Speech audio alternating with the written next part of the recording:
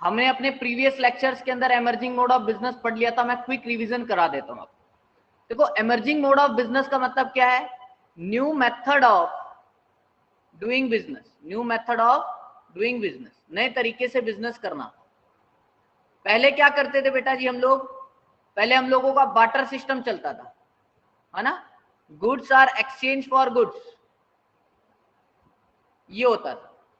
पहले सब कुछ फिजिकली जाके करना पड़ता था, goods are exchange for goods, सब कुछ पहले क्या होता था बेटा जी? फिजिकली जाके होता था। लेकिन तुम आज देखोगे बेटा, इतना ज्यादा टेक्नोलॉजी डेवलप हो चुका है कि तुम डिजिटलाइजेशन की तरफ बढ़ चुके हो, है ना? तुम क्या कर रहे हो बेटा? ऑनलाइन बिजनेस कर रहे हो, ऑनलाइन बिजनेस। जो तुमने कॉमर्स पढ़ा था बेटा मेरे साथ, कॉमर्स में आपको क्या सिखाया था मैंने?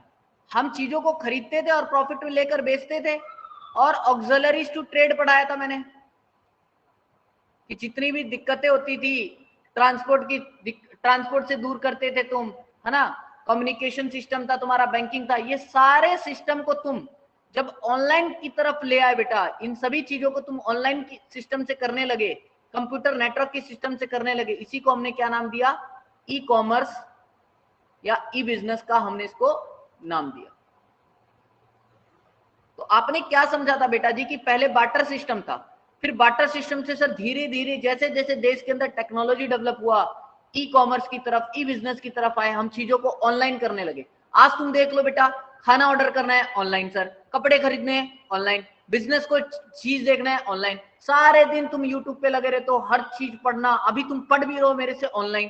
तो क्या हो गया? सभी बिजनेस कन्वर्ट हो गया ऑनलाइन की तरफ, जो वर्ल्ड कॉमर्स था वो कनेक्ट हो गया बेटा विद द ऑनलाइन। तो ये तुम्हारा डिजिटलाइजेशन की तरफ हम बढ़े। और धीरे धीरे क्या देखा तुमने बेटा? आउटसोर्सिंग होने लग गया। अभी आउटसोर्सिंग का टॉपिक मैं अलग से पढ़ाऊंगा, ई कॉमर्स ई बिजनेस में तुम्हें पढ़ा चुका हूं, और आज हम आउटसोर्सिंग पढ़ेंगे। आउटसोर्सिंग में तुम्हें देखना यही है बेटा, मैं इसमें सिखाऊंगा ही तुम्हें ये, कि हम जो बिजनेस के अंदर बहुत सारे एक्टिविटीज होते हैं ना बेटा, उन एक्टिविटीज को, सारे एक्टिविटीज को हम खुद नहीं करते, कुछ काम हम बाहर से करवाते हैं। जैसे फॉर एग्जाम्पल इफ आई से, तुम्हारे स्कूल का मेन काम क्या बेटा? एजुकेशन प्रोवाइड करना, है ना? तो वो फोकस किस पे करते हैं? अपने मेन काम पे, एजुकेशन पे। लेकिन जैसे तुमने देखा होगा बेटा, एडवर्टाइजमेंट का काम करवाने का, स्कूल एडवर्टाइजमेंट भी कराता है, खुद करता है क्या एडवर्टाइजमेंट? नहीं बेटा, ये बाहर वाले किसी कंपनी से बोलता है कि भैया हमारे स्कूल का एडवर्टाइजमेंट कर दो। तो ये जो बाहर किसी से एडवर्टाइजमेंट करा रहा है, इसी को बोलते हैं आउटसोर्सिंग। आउटसोर्सिंग का मतलब क्या होता है सर? कि एक बिजनेस को चलाने के लिए बहुत सारे काम करने पड़ते हैं। तो बिजनेस अगर सारे काम को खुद से करेगा ना, तो मेन काम पर फोकस नहीं कर पाएगा वो। तो इसलिए जो उसका मेन काम है वो खुद करता है, बाकी काम को वो क्या कर देता है जी? आउटसोर्स करा लेता है, दूसरों से करा लेता है, उसी को बोलते हैं हम लोग आउटसोर्सिंग। ठीक है, आगे अभी हम पढ़ेंगे धीरे धीरे आउटसोर्सिंग का भी। फिर हमने देखा कि हमारा जो बिजनेस है ग्लोबलाइजेशन की तरफ भी गया सर। पहले क्या होता था बेटा? आप केवल अपने नेशनल बाउंड्रीज के अंदर ही चीजों को बेच सकते थे। लेकिन फिर क्या हुआ? 1991 के अंदर जब इकोनॉमिक रिफॉर्म आया, तो लिबराइजेशन, प्राइवेटाइजेशन एंड ग्लोबलाइजेशन आया था, जिससे क्या हुआ बेटा? वन कंट्री कनेक्ट हो गया अनदर कंट्री के साथ। तो तुम अब national as well as international boundary के अंदर भी चीजों को क्या कर सकते हो? बेच सकते हो। ठीक है बेटा जी, तो ये ग्लोबलाइजेशन हुआ था। तो तुम देख पा रहे हो, पहले बिजनेस कैसा था? बार्टर सिस्टम, फिर कैसे हुआ? डिजिटलाइजेशन, आउटसोर्सिंग, ग्लोबलाइजेशन, सारे तरीके जो चेंजेस आए बिजनेस को करने का बेटा, उसी को हमने क्या बोला? एमर्जिंग मोड ऑफ बिजनेस का नाम दिया इस चैप्टर के अंदर। तो हमने देख लिया था बेटा कि मीनिंग क्या है, इस चीज को समझा था, ये चेंजेस आया था, ये हमने पढ़ लिया था। ठीक है, फिर हमने क्या देखा था बेटा? ई बिजनेस क्या होता है। फिर जी ई बिजनेस के बारे में, कि ई बिजनेस को हम इलेक्ट्रॉनिक बिजनेस भी बोलते हैं। इसमें जितने भी काम आप जो फिजिकली करते थे बेटा, अब फिजिकली ना करके कंप्यूटर नेटवर्क के सिस्टम के थ्रू ऑनलाइन करने लगते हो। जैसे आपको मैंने बताया था बेटा कि आप पहले लोन लेते थे तो बैंक से जाके लोन लेना पड़ता था, आज आप ऑनलाइन ही लोन अप्लाई कर सकते हो। पहले बेटा प्रोडक्शन मैनेजर को कुछ भी बात आपको बतानी है, मान लो जो मार्केटिंग मैनेजर है उसको प्रोडक्शन मैनेजर को बताना है कि भैया इस तरह का माल बनाओ, है ना? तो पहले उसको जाके बताना पड़ता था, लेकिन आज के दिन मार्केटिंग मैनेजर को जाके नहीं बताना, फोन कर लेगा बेटा, ईमेल के थ्रू बता देगा। तो ऑनलाइन सिस्टम के थ्रू कनेक्ट हो चुका है बेटा एक सिस्टम दूसरे सिस्टम से, तो वो उसको डायरेक्ट इंटीमेट कर देगा बिना जाए। देख पा रहे हो ऑनलाइन सिस्टम में कैसे व्यापार होने लग गया, राइट बेटा जी। आज पहले तुमको फाइनेंस रेज करना था तो इजिली आज तुम ऑनलाइन फाइनेंस रेज कर पा रहे हो बेटा, है ना। तुम्हें अपने सप्लायर से रॉ मटेरियल मंगाना बेटा, ऑनलाइन कोटेशन डाला और उससे क्या किया, माल मंगवा लिया, जाने की भी जरूरत नहीं बेटा, व्हाट्सएप पे सारे कुछ तुम माल सैंपल सब कुछ चेक कर लेते हो। तो ये सारे सिस्टम होने लगे ऑनलाइन के थ्रू। तो इसी को हमने क्या नाम दिया बेटा, ई बिजनेस नाम दिया। तुमको एक बात ध्यान रखना है, ई बिजनेस बड़ा टर्म है बेटा, और जो ई कॉमर्स है ना वो पार्ट ऑफ ई बिजनेस है। देखो तुमको एक बात बता देता हूं, एक बिजनेस को तुम जब करोगे बेटा, मान लो तुम एक बिजनेस को चला रहे हो, तो एक बिजनेस को चलाने के लिए बेटा केवल बाइंग करना एंड सेलिंग करना काफी नहीं होता बेटा, बाइंग एंड सेलिंग नहीं होता उसका बेटा, तुमको पता होगा मार्केटिंग भी करना पड़ता है, फाइनेंस अरेंज करना पड़ता है ना, रिसर्च करना पड़ता है, स्टॉक को मेंटेन करना पड़ता है, डिस्ट्रीब्यूशन करना पड़ता है, सामान कस्टमर के पास पहुंचाना पड़ता है, बहुत सारी चीजें आती है बेटा एक बिजनेस को करने के लिए। तो ई बिजनेस क्या करता है बेटा, ई बिजनेस सभी चीजों को इंक्लूड करता है, पूरी चीजों को इंक्लूड करता है। जब ये इन सभी चीजों को आप कंप्यूटर नेटवर्क सिस्टम ऑनलाइन के थ्रू करते हो बेटा, उसको हमने ई बिजनेस का नाम दे रखा है। लेकिन अगर मैं बात करूं बेटा ई कॉमर्स की, तो ई कॉमर्स में क्या आता है, केवल और केवल बाइंग एंड सेलिंग एक्टिविटी। जब तुम खरीदने का सामान और बेचने का काम करते हो बेटा ऑनलाइन के थ्रू, जैसे अगर मैं तुमसे बात करूं अमेजन क्या कर रहा है बेटा, फ्लिपकार्ट क्या कर रहा है ना, ये सारे क्या कर रहे हैं, आप चीजों को खरीद रहे हो सिर्फ उनसे, और तो कुछ नहीं करते ना, चीजों को खरीदते और वो आपको चीज क्या करते हैं, बेच डालते हैं। तो बाइंग एंड सेलिंग एक्टिविटी बेटा ई कॉमर्स के अंदर आता है, और ई बिजनेस में सब कुछ आ जाता है बेटा, marketing, finance, research, stock maintain, distribution, सब कुछ। तो तुम कह सकते हो कि सर ई बिजनेस के अंदर बाइंग एंड सेलिंग तो आता ही आता है, और ई कॉमर्स में भी बाइंग एंड सेलिंग आता है। तो यानी ई कॉमर्स पार्ट है ई बिजनेस का, लेकिन ई बिजनेस बड़ा है और ई कॉमर्स छोटा है। ठीक है बेटा, तो तुमको ये बात तुमको ध्यान रखना है अच्छी तरह कि क्या देखा था चैप्टर के अंदर कि स्कोप क्या होता है ई बिजनेस का, स्कोप ऑफ ई बिजनेस, जिसमें हमने आपको 4 बातें पढ़ाई थी बेटा, B2B, B2C और कॉमर्स और C2C, ये 4 बातें पढ़ी थी हमने। इसको मैं शॉर्ट बता देता हूं एक बार। देखो सबसे पहला हमने देखा था B2B। B2B का मतलब क्या होता है बेटा, बिजनेस टू बिजनेस, दोनों पार्टीज जो आपस में डीलिंग कर रही है बेटा, दोनों पार्टीज जो आपस में डीलिंग कर रही है वो एक बिजनेसमैन है, दूसरा भी क्या बेटा, बिजनेसमैन है।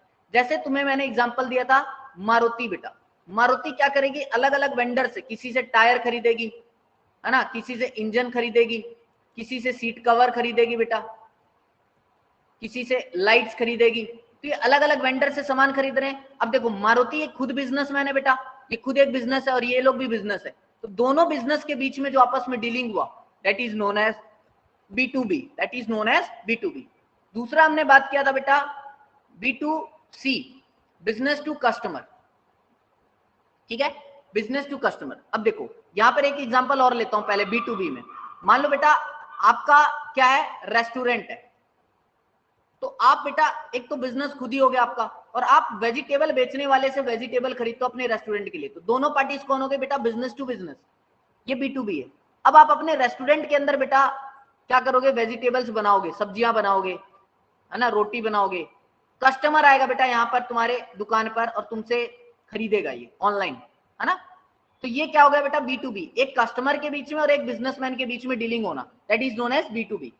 तीसरा intra B commerce, intra B commerce, intra B commerce में क्या होता है बेटा, एक ऑर्गेनाइजेशन होता है, यानी एक बिजनेस होता है, और एक बिजनेस के जो डिपार्टमेंट होते हैं बेटा, वेरियस डिपार्टमेंट जो होते हैं, उनके बीच में जो ऑनलाइन सिस्टम से आपस में जो कम्युनिकेशन होता है, जो बातचीत होता है, उसको हम क्या बोलते हैं बेटा जी, intra B commerce. For example if I say, मैंने कहा बेटा तुम्हारे स्कूल में प्रिंसिपल मैम है, प्रिंसिपल ऑफिस एक डिपार्टमेंट है बेटा, ओके, कोऑर्डिनेटर का एक डिपार्टमेंट है बेटा। तो देखो तुम्हारा स्कूल एक बिजनेस हो गया बेटा, एक ऑर्गेनाइजेशन के अंदर जो उनके दो डिपार्टमेंट के बीच में, प्रिंसिपल मैम ने जस्ट अपने फोन उठाया, 2 नंबर दाबा, कोऑर्डिनेटर के पास फोन लग गया, प्रिंसिपल मैम ने उसको कम्युनिकेट किया, भाई बच्चों की आज कल छुट्टी रहेगी, बच्चों को इन्फॉर्म करवा दो। तो ये क्या हुआ, कम्युनिकेशन हुआ किसके बीच में, एक ऑर्गेनाइजेशन के 2 डिपार्टमेंट के बीच में। दिस इज नोन एज बेटा इंट्रा बी कॉमर्स। वैसे ही बैंक वाले करते हैं बेटा, मैनेजर जी क्या करते हैं, कैशियर के पास, लोन वाले के पास कॉल कर देते हैं, है ना, कम्युनिकेशन हो रहा है, मेल भेजते हैं, आपस में बातचीत करते हैं मेल पर, वो क्या हो रहा है, कम्युनिकेशन हो रहा है ना, that is known as intra B commerce. And the fourth one is बेटा जी, fourth one is C2C। C2C यानी दोनों पार्टीज जो आपस में डीलिंग कर रही है वो कस्टमर है पहला भी, और दूसरा भी क्या है, कस्टमर।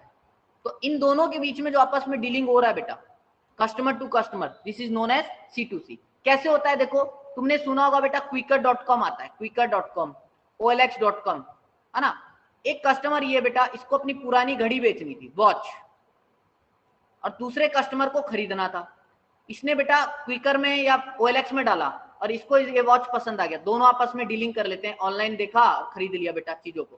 तो ये क्या हुआ बेटा, ये कस्टमर टू कस्टमर डीलिंग हुआ। तो ये जो चार बात मैंने आपको पढ़ाया है, B2B, B2C, इंट्रा बी और कस्टमर टू कस्टमर, ये क्या था, स्कोप ऑफ ई बिजनेस था, कि ई बिजनेस के अंदर है क्या क्या चीजें। ठीक है बच्चा, यहां तक। अब हम देखेंगे बेटा जी, जब कस्टमर टू कस्टमर पढ़ ही लिया तो देखो एक एग्जांपल ले लेता हूं मैं इसमें। जैसे मारुति है, मारुति क्या करती है बेटा, परचेज करती है, क्या, मारुति कंपनी अपने टायर्स को परचेज करती है सीएट कंपनी से, और जो कार की चाबी होती है ना बेटा, वो मिंडा कंपनी से बनवाती है, मिंडा कंपनी से। तो तुम देखो मारुति एक खुद बिजनेस, और सीएट और मिंडा ये अपने आप में एक बिजनेस है बेटा। तो इन दोनों के बीच में जो डीलिंग हुआ, तो ये क्या था, B2B, बिजनेस टू बिजनेस। अब क्या हुआ बेटा, जो मार्केटिंग डिपार्टमेंट है मारुति वाला, वो प्रोडक्शन डिपार्टमेंट वाले को इन्फॉर्म करता है इंटरनेट के माध्यम से, बोलता है क्या है मार्केटिंग डिपार्टमेंट वाला, कि भैया हमने मार्केट में रिसर्च किया है, प्रोडक्शन वाले तुम छोटी गाड़ियों को बनाओ, बड़ी गाड़ियों का कम डिमांड है मार्केट में, तो उसको मेल के थ्रू इंटीमेट कर देता है बेटा। तो मारुति के दोनों डिपार्टमेंट में जो आपस में बातचीत हुई, इसको बोलते हैं बेटा जी हम लोग इंट्रा बी कॉमर्स। ठीक है, मान लो तुम लोग थे, तुम लोग कौन थे बेटा, एक्स, तुम लोग क्या करना चाह रहे थे, अपनी पुरानी कार को बेचना चाह रहे थे ताकि तुम नई कार खरीद पाओ। तो तुमने अपनी पुरानी कार को तो बेच दिया OLX में, और दूसरे व्यक्ति ने खरीद दिया, तुम दोनों के बीच में जो डीलिंग हुआ उसको बोलते हैं C2C।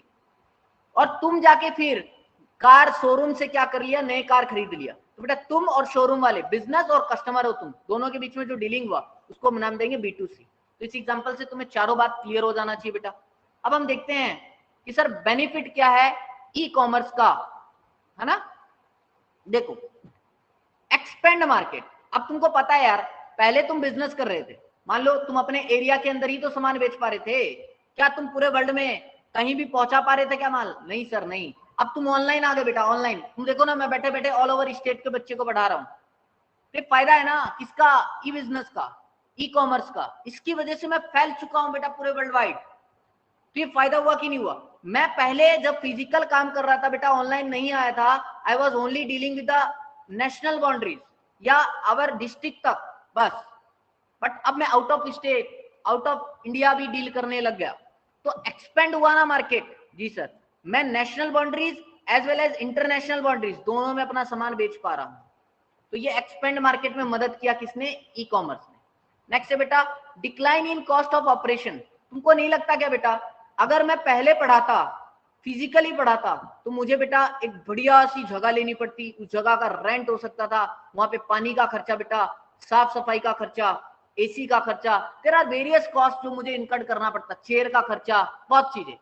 अब बेटा जब मैं ऑनलाइन पढ़ा रहा हूँ तो ये जगह तो हट ही गया, अपने घर बैठ के बेटा एक कमरे में आराम से छोटी सी जगह में पढ़ा रहा हूँ, कोई खर्चा नहीं, ऑनलाइन ही पढ़ा रहा हूँ। तो क्या हुआ, सस्ता पड़ा बेटा, कॉस्ट ऑफ ऑपरेशन क्या हुआ मेरा, सस्ता पड़ा। तुम सोचो बेटा जी, जिसने दुकान कर रखा है, अगर उसको दुकान, आजकल तुम क्या होता है, फ्लिपकार्ट बेटा कोई दुकान कोई खोल के बैठा है, मान लो मैं फ्लिपकार्ट पे कोई चीज बेच रहा हूँ, अपनी किताब बेच रहा हूँ, तो मेरे को दुकान खोल के कोई बैठनी पड़ी बेटा, फ्लिपकार्ट वाले ने दुकान खोल रखा, मुझे कुछ खोलने की जरूरत नहीं, मैंने जस्ट फोटो अपलोड किया, मेरा सामान वहां से बिकना चालू हो गया, है ना। जिस कस्टमर को पसंद आता है फ्लिपकार्ट को ऑर्डर देता है, मेरे घर पर फ्लिपकार्ट का मैसेज आता है, मैं पैक करवाता और उनको भेज देता हूँ, नथिंग एल्स। लेकिन अगर मैं फिजिकली बेच रहा होता तो मुझे दुकान करनी पड़ती बेटा, वहां पे स्टॉक भर के रखना पड़ता, पंखे का खर्चा, बिजली का खर्चा, पानी का खर्चा, साफ सफाई का खर्चा, बहुत सारे खर्चे आते हैं। वो सारे खर्चे क्या हो गए मेरे, खत्म हो गए। तो कॉस्ट ऑफ ऑपरेशन से मेरे को क्या मिला, बेनिफिट मिला, सस्ता पड़ा। ठीक है, तीसरी बात आती है बेटा कॉम्पिटिटिव एडवांटेज। कॉम्पिटिटिव एडवांटेज, इसका भी बहुत जबरदस्त फायदा मिला। अब तुम सोच के देखो यार, जो टीचर आज ऑनलाइन नहीं पढ़ा रहा और जो टीचर ऑनलाइन पढ़ा रहा है, कंपटीशन का फायदा कौन उठा पा रहा है, जो टीचर ऑनलाइन पढ़ा रहा है बेटा वो ज्यादा पॉपुलर हो रहा है, वो बेनिफिट ज्यादा ले पा रहा है। वैसे ही बेटा जो सेल्स चीजों को बेच रहा है, जो ऑनलाइन नहीं आया है उसकी मार्केट में इतनी गुडविल नहीं जमी, वो कंपटीशन का बेनिफिट नहीं ले पा रहा है ना। तो ऑनलाइन आने से आपको कंपिटिटिव एडवांटेज भी मिल जाता है, ठीक है, फेमस हो जाते हो आप, चीजों को इजिली बेच पाते हो आप। फिर प्रॉपर टाइम मैनेजमेंट। आप सोचो यार, अभी तुमको कोई कपड़े खरीदने, तुम क्या करोगे बेटा, सिर्फ ऑनलाइन 2 मिनट में ऑन किया, कपड़े को सर्च किया, तुरंत बेटा उसको ऑर्डर कर दिया, जस्ट क्लिक किया माउस से, तुरंत ऑर्डर हो जाता है। लेकिन बेटा क्या होता था, जब तुम फिजिकली चीजों को लेने जाते थे तो उसमें दिक्कत क्या आती थी, दिक्कत ये आती थी सर तुमको जाने में, ऑटो करके जाओगे या सेल्फ व्हीकल से जाओगे, जाने में टाइम लगेगा, वहां फिर सिलेक्शन में प्रॉब्लम आएगा, ट्रैफिक में फंस जाओगे, तो ये बहुत ज्यादा टाइम लग जाता था, है ना। लेकिन ऑनलाइन आने से तुम्हारा ये टेंशन खत्म, जस्ट क्लिक किया, अपने आप सामान घर पे आ जाएगा, कोई दिक्कत ही नहीं है। तो ये प्रॉपर टाइम मैनेजमेंट हो पाया। फिफ्थ पॉइंट है क्या बेटा, स्मॉल फर्म को एग्जिट विद बिग फर्म।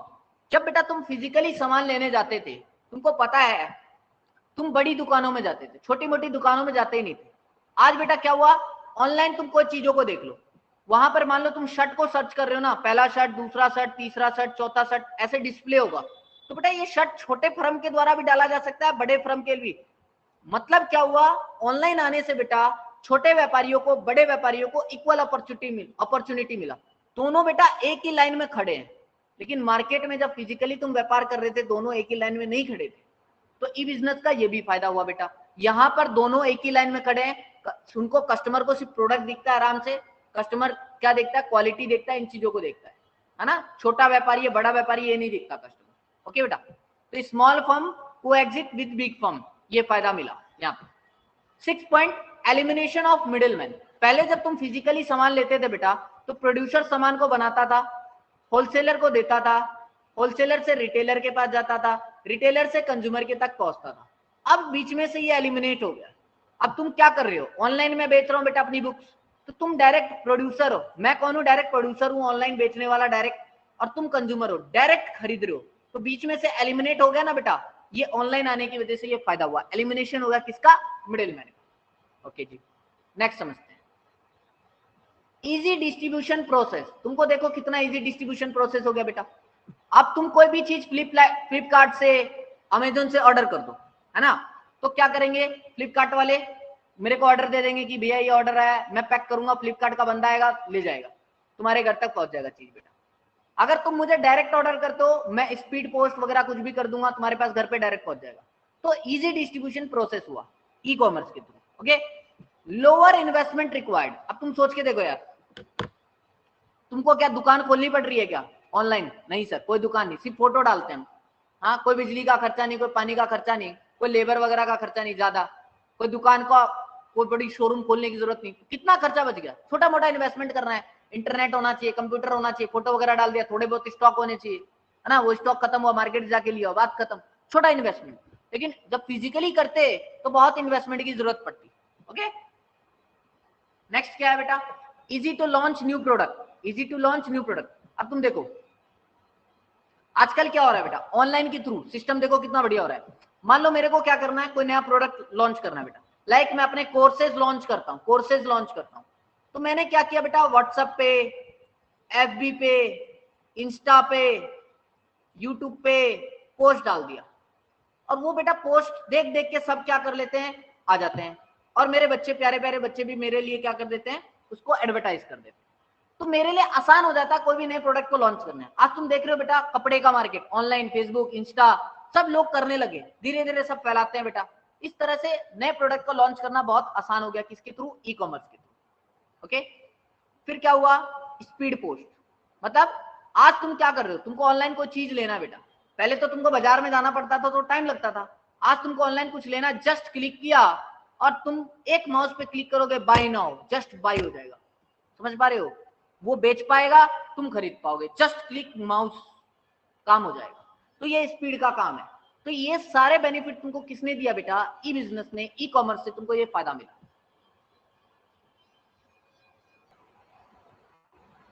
अब देखो तुमको क्या करना पड़ता है बच्चा, अगर तुमको ई बिजनेस कंप्लीटली इंप्लीमेंट करना है प्रॉपर तरीके से, तो तुमको क्या क्या रिसोर्सेज चाहिए होंगे।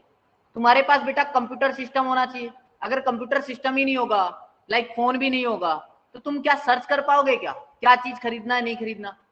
तो पहला होना चाहिए तुम्हारे पास कंप्यूटर सिस्टम, दूसरा तुम्हारे पास क्या होना चाहिए, इंटरनेट कनेक्शन, बिना इंटरनेट कनेक्शन तो वैसे नहीं होगा, और प्रिपेयरिंग द वेब पेज। अब देखो मैं कुछ चीजों को बेच रहा हूं तो मेरे पास वेब पेज होना चाहिए ना, लाइक यहां पर मैं टीचमेंट वेब पेज है मेरा, तो इसके थ्रू ही तो पढ़ा पा रहा हूं, या यूट्यूब के थ्रू पढ़ाना है, यूट्यूब पे मेरा चैनल होना चाहिए, फेसबुक के थ्रू कुछ बेचना है तो फेसबुक पे मेरा चैनल होना चाहिए, फेसबुक पे पेज होना चाहिए, तो ये वेब पेज होना चाहिए बेटा, जहां जिसके जरिए मैं क्या कर पाऊंगा, बेच पाऊंगा। अब क्या होता है, सिर्फ वेब पेज पे काम नहीं चलेगा, कस्टमर को क्या करना है बेटा, कस्टमर को मेरे से बातचीत करना है ना, तो मेरा पर्सनल फोन नंबर है कि नहीं बेटा, उस फोन नंबर पे तुम मुझसे कम्युनिकेट कर पाओगे। वैसे ही बोलता है कि बिजनेस का फोन नंबर होना चाहिए, जिससे क्या होगा, कस्टमर क्या कर पाएंगे, कनेक्ट कर पाएंगे, कस्टमर क्या कर पाएंगे, बातचीत कर पाएंगे। तो ये रिसोर्सेज क्या होना चाहिए, हम लोगों के पास होना चाहिए। तो ये रिसोर्सेज रिक्वायर्ड है बेटा किस चीज के लिए, एक सक्सेसफुली अगर आपको ई बिजनेस का इंप्लीमेंटेशन करना है तो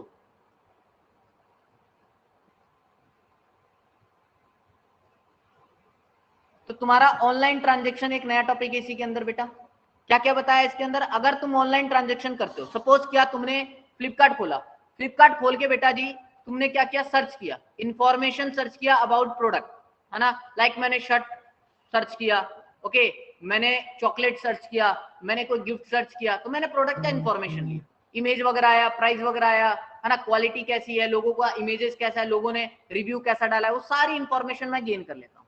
after gaining the information, if I like the product I will make order, मैंने ऑर्डर किया, ऑर्डर करते बेटा फिर मेरे को क्या हुआ, रिसीव हुआ उसका डिलीवरी, डिलीवरी रिसीव हुआ बेटा, फिर मैं क्या करता हूँ, उसका पेमेंट कर देता हूँ इंटरनेट के माध्यम से, ऑनलाइन ही क्या कर देता हूँ मैं, पेमेंट कर देता हूँ। सर मैं ऑनलाइन पेमेंट नहीं करना चाहता, तो बेटा तुम जान लो ना क्या क्या पेमेंट मैकेनिज्म अवेलेबल है, कैश ऑन डिलीवरी अवेलेबल है तुम्हारे पास, हाँ जी, कैश ऑन डिलीवरी का मतलब क्या, कोरियर बाय तुम्हारे घर में सामान लेके आया, सामान लिया तुमने, पेमेंट कर डाला, that is known as cash on delivery. Okay, net banking transfer भी तुम कर सकते हो, जैसे फोन पे, गूगल पे, ये सब सारे यूज करके तुम पेमेंट कर सकते हो। तुमको पेमेंट करना है क्रेडिट कार्ड, डेबिट कार्ड, तो इससे भी तुम कर सकते हो। तो ये तुम्हारा टोटल चैप्टर था बेटा कि ई कॉमर्स, ई बिजनेस के बीच में डिफरेंस क्या है, इमर्जिंग मोड ऑफ बिजनेस क्या है, स्कोप क्या है, उसके फायदे क्या है, ये सारे चीज तुम्हारा ई कॉमर्स के अंदर, ई बिजनेस के अंदर आता है। जो अब तुम्हें नेक्स्ट टॉपिक देखना है आउटसोर्सिंग, वो समझना है कि आउटसोर्सिंग क्या है, बहुत इंपॉर्टेंट टॉपिक है और आज के दिन में आउटसोर्सिंग बहुत ज्यादा चलता है बेटा।